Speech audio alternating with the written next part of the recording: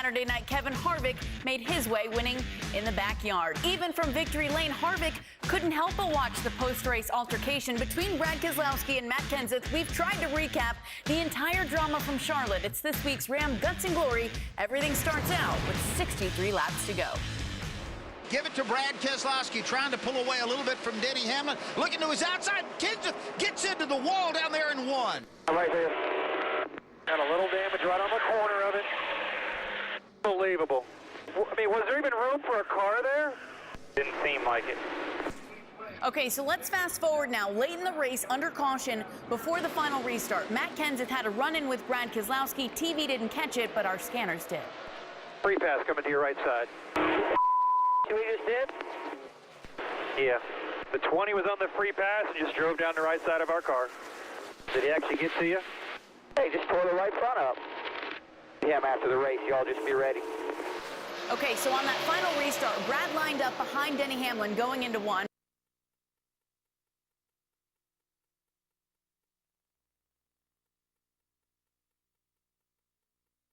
Ram Guts and Glory. Everything starts out with 63 laps to go. Give it to Brad Keselowski, trying to pull away a little bit from Denny Hamlin. Looking to his outside. Kenseth gets into the wall down there and won. Right there. Got a little damage right on the corner of it.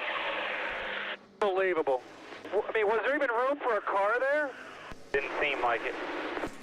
Okay, so let's fast forward now. Late in the race, under caution, before the final restart, Matt Kenseth had a run-in with Brad Keselowski. TV didn't catch it, but our scanners did. Free pass coming to your right side. We just did? Yeah. The 20 was on the free pass and just drove down the right side of our car. Did he actually get to you? Hey, just tore the right front up. Yeah, after the race, y'all just be ready. Okay, so on that final restart, Brad lined up behind Denny Hamlin going into one. Brad bumped Denny from behind, causing the 11 to fall back a number of positions on the racetrack. Who shoved me into turn 1 to 2? After the race, Denny waited for Brad Keselowski to come around the track before braking hard in front of him to show his displeasure. Brad quickly retaliated. He just tried to turn you. Get on out of there. He's sitting sideways in the track. Following that incident, here's Brad now going after Matt Kenseth as they come onto pit road. The 2 just wrecked me and I have no seatbelts on. He wrecked 11 and he just came up and wrecked me with no belts on. Tony Stewart's back, y'all. He didn't like it. Backs up to BK following that altercation. Meanwhile, Jeff in the media center, Gordon getting ready to speak, but was watching it all happen on track from a television monitor. Denny, still upset, follows Brad down into the garage. We're turning into the garage, guys. You might want to get down there. Okay, so these two sitting next to one another in the garage when Brad spun his tires trying to get away, leaving burnout marks on the garage floor. So Denny tries to get out of the car, go after Brad, but was held back by his pit crew. You'll see him try to throw a towel at Brad after finally being pulled away. As Kevin Harvick is waiting to climb out and celebrate in victory lane, he's watching all the action unfold from a monitor just outside his race car. And now Brad, walking away from Hamlin, gets ambushed by Matt Kenseth. What are you doing? You hit me under yellow. You hit me under yellow. Brad's crew chief highlighted there. Paul Wolf eventually would pull Kenseth out of the scuffle. I got no seatbelts on. Rick Smith, yellow, come out pit road. Race is over, no seatbelts on. Tries right there, tries right there. Chase, boy. That damn Chase is working.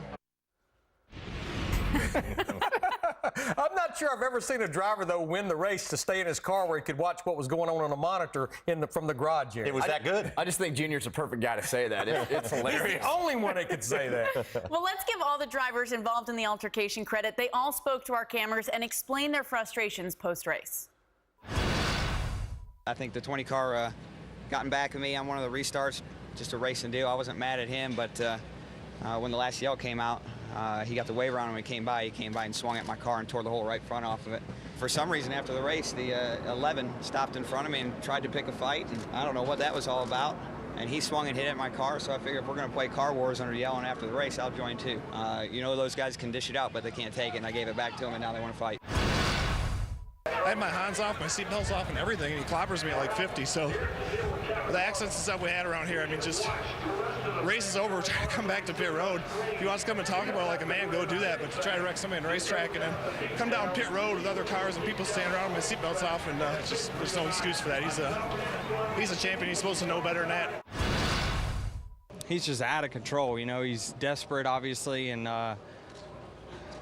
it's either 4 or 5 of us are wrong or he's wrong, because he's pissed off everyone. He went through the garage and cleared out the transmissions and did burnouts in the garage and just acting like a dumbass instead of a champion. So there's the driver's take of everyone involved. We want your reaction. Did the 20 and the 11 have a right to be mad at Brad Keselowski? To a certain degree, yes and no. On the racetrack, I mean, they're battling for the win, battling for as many points as they can get. That's what this chase format's all about. It's raw emotion right now. There's a lot of pressure on the line.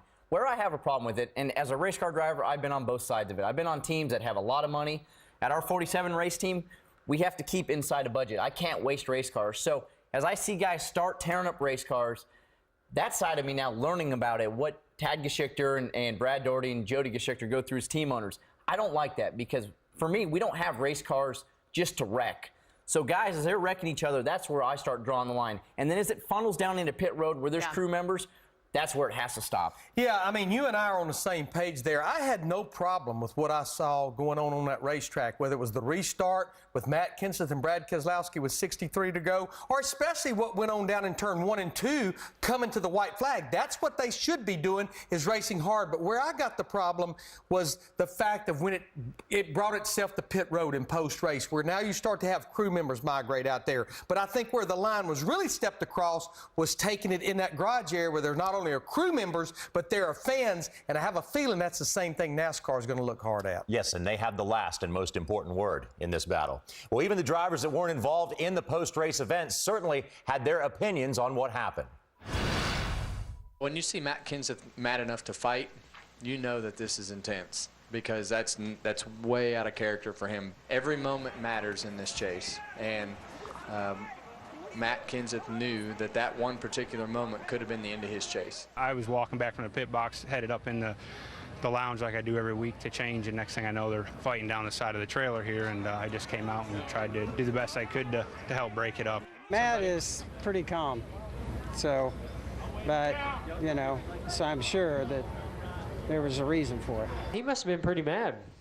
I think Matt is a pretty calm and collected guy, you know, over the years. I mean, he and I have had our incidents, but that was because I was mad. I don't think he was mad at me, and he's never come and tried to put a headlock on me, so we usually talk it out. So obviously there was some built-up animosity towards Brad.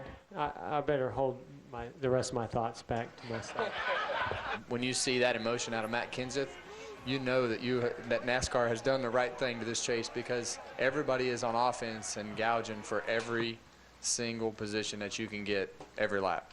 The new format, I think we all knew, would make the emotions get out of whack by who's in, who's out, who's on the bubble.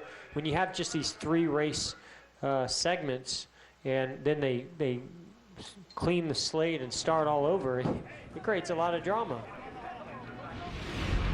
So we saw the whole range of emotion on Saturday night, from the elation of Kevin Harvick to the frustration of the drivers that were involved in incidents. Yeah, I mean, it's what it comes down to. With these 3-segment races now, as the drivers were saying there, every point counts. It could come down to you missed the championship because you missed the segment going into the next round, whether it was a contender round, eliminator round, by 1 point. So this emotion is what it's all about. This is what this sport was built on. And right now, Matt Kenseth is 1 point out. It's 1 point. So basically, it comes down to Matt getting drove into the wall. That could have cost his championship right there. Danny getting moved out of the way. Brad having the problems. It's 1 point. That's what could cost you a championship. So those raw emotion, that's what's going to happen. Well, and let's just look at Brad Keselowski. Here is our 2012 champion that missed the chase last year. He has won 5 races, and because of that right front tire issue at Kansas, he finds himself actually desperate right now. He's going to have to go to Talladega and win. Even if he had a solid finish on Saturday night, he's still going to have to win. But then you think about Matt Kenseth. He had a struggling weekend. He qualified mid-pack.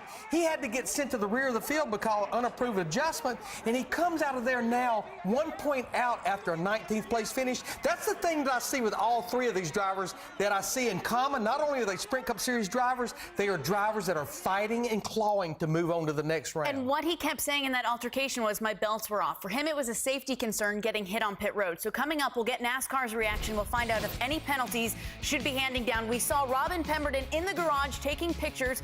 AJ calls it a tire mark selfie. He's not a fan of those tire marks. NASCAR looking closely at the entire altercation. We're also looking back at the top 5 fights in NASCAR history. Where do Brad and Kenseth's arguments stack up against the likes of Michael Waltrip? Stick around to find out.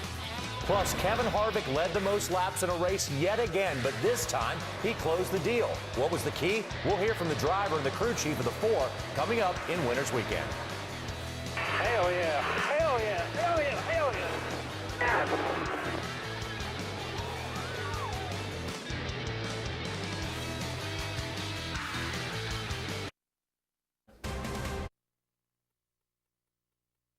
Predictability. You just don't know what's going to happen, and the Truck Series can prove that. In fact, the finish in every Truck Series race here at this track that didn't end under caution, these are the margins of victory. The average gap between winning and losing, 1/10 of a second. But how do you quantify how close that is in real time? The Talladega Superspeedway is 14,044 feet long. That's like 47 football fields. But no matter what, it only matters when you get in the red zone. And the average margin of victory here in all Truck Series races at Talladega and Daytona is a first down. That's 30 feet. Go! Hermie Sadler goes out, and he gets that first down. Great catch right there. Obviously, you always want to get to the goal line, right, Hermie? You do, but the challenge is in football, if Bob's coming towards me, I can see him to how to defend him to keep him out of the end zone. In racing at Talladega, we're all going the same way. I've got to decide which lane to take, which way to block to try to keep him out of victory lane. Talladega is always exciting, but remember when Kyle Busch and Eric Almirola had that close finish? How close was it, Bob? It was about 6 inches. Krista? Our reporters are on it. An 18-year-old on the pole, leading the field to green at NASCAR's big.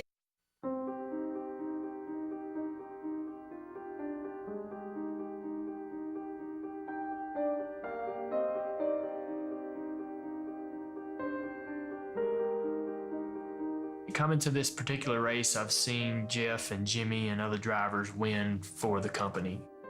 I have a understanding of how challenging this particular weekend is for the company. This is the 10-year anniversary of the accident.